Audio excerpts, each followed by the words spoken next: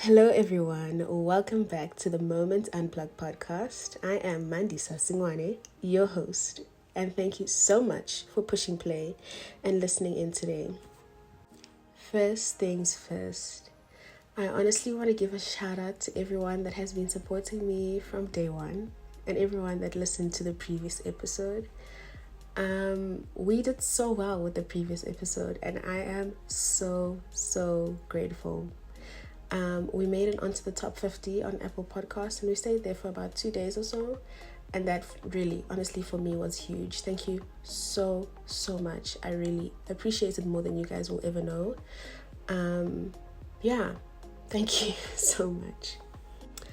Now, to get in today's episode, I don't want to lie to you guys. Let me tell you a little story time.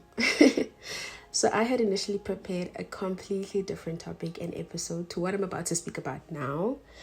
And then literally like a few hours before I decided to record, the Holy Spirit said, "No, ma'am, that's not the message. That's not the one for today. That's not."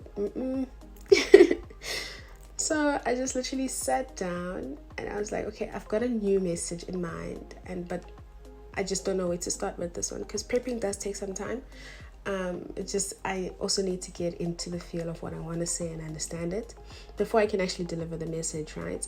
So yeah, I guess it will actually make sense as to why I'm speaking about this now, because I also had to practically apply it when changing this topic.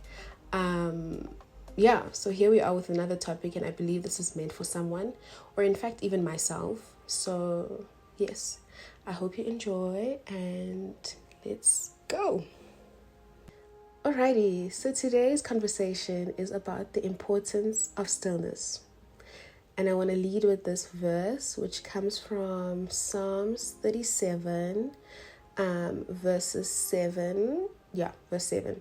And I'm reading from the New King James Version. And it goes a bit like this. Rest in the Lord and wait patiently for him. Do not fret because of him who prospers in his ways, because of the man who brings wicked schemes to pass. So like I said, even me, I had to practically implement this not so long ago. And I guess it made me realize that we often start to live our lives and lead them in a way where we get carried away and consumed by life's daily tasks and activities. And everything soon starts to become a routine rather than presence. We start to miss like moments because everything becomes an autopilot type of thing. And just like everything else, we need time away from the buzz and the busyness to allow ourselves to be in a place of being and listening rather than being in a place of doing and talking. I don't know if I'm making sense, but some things just require us to pause.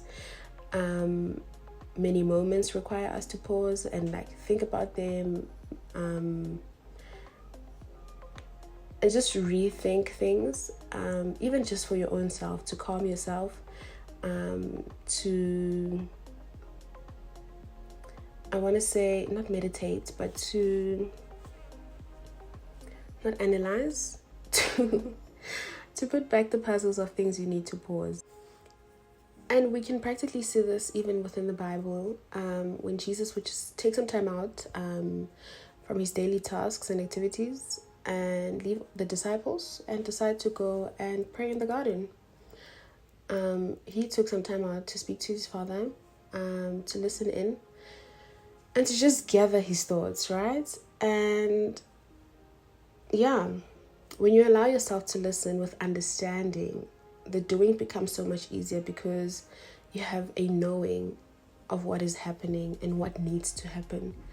I think when we lead from a place of routine and taking to-do lists, everything becomes so mundane, to a point where sometimes you may lose the idea of the purpose, the idea of the why. It just becomes daunting. Like when you think about, oh, let me wake up and go to school. I mean, we do this every day, work, school, whatever phase you may be in. to a point where you lose you can't lead from a place of abundance because you now aren't in tune with the purpose of that season, right? So it's a matter of, oh, let me just do this again. It's school again. I'm going to wake up, shower, go to school. You know what I mean? Instead of, oh, I'm graced to be in this place. I prayed to be in this place. Whatever the case may be. Because we haven't allowed ourselves some time to be still and calm and understand. Maybe the season is tough and mundane, but it doesn't necessarily mean it has no purpose within it. There's always understanding within a season that needs to happen. Be it tough or good, there's some understanding that needs to take place. And so, yeah, I do believe that times of stillness enable authentic vulnerability with God. That's from our end, and it allows us to express what we're feeling in that season and what we're thinking and where our headspace is. And it then allows us to also listen in carefully to what God has to say about that situation. Stillness also allows better alignment with God, and in that way, you allow God to position you where He needs you to be. Rather than you trying to position yourself where you feel like the season needs you to be, you allow Him to guide you actively in what He has in store for that season, or what He wants to do with you in that season, rather. It also allows you to know what's missing and what's going right. And so when you listen in, you'll start to figure out that maybe this is just unnecessary right now, or this is great. So let's continue to prune this part of the season, you know. When you listen in, you just also train that ear to listen and understand what God has to say. It also allows you to show up differently because you understand the mandate a little more. We're all graced for the seasons that we're in because God has orchestrated them. But when you understand the purpose of that season, and you've listened to what God has to say about it, you show up with so much more confidence, grace, and a knowing. I also do know and understand that when you stop having moments of stillness and stop listening in, you may start to feel like God isn't talking to you. But in actual fact, He is. You're just way too busy to hear Him. I can personally attest to that. It was a season where I was just doing things in my own strength and just taking my to-do list daily. And I mean, you know, the fulfillment that comes with that is so fast. Like, it's so superficial to a point where you just take the to-do list and you're like, okay, what's next? And then, you know what I mean? You're just like, I actually don't get why I'm doing all of this, but I'm doing it anyways. That's when things become autopilot and mundane and boring and just daunting.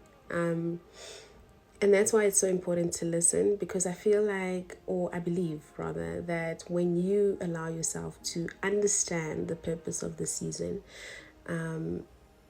like I said in the beginning, it allows you to show up with grace and from abundance, and it just makes the doing so much easier because you have the knowing and the understanding already in place.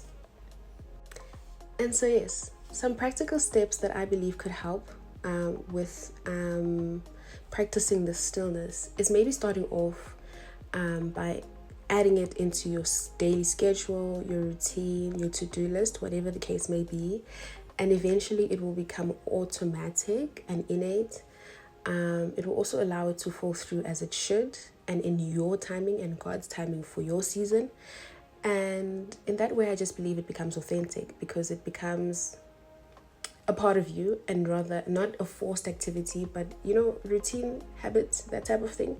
It takes 21 days to build a habit. So maybe if you need to do it for 21 days and consciously write it in your diary or your planner or whatever the case may be, eventually it will become a part of you. And you'll just feel like you can listen in a little bit more to yourself and to God. And I just believe you always need to have a moment that is a calm in the storm.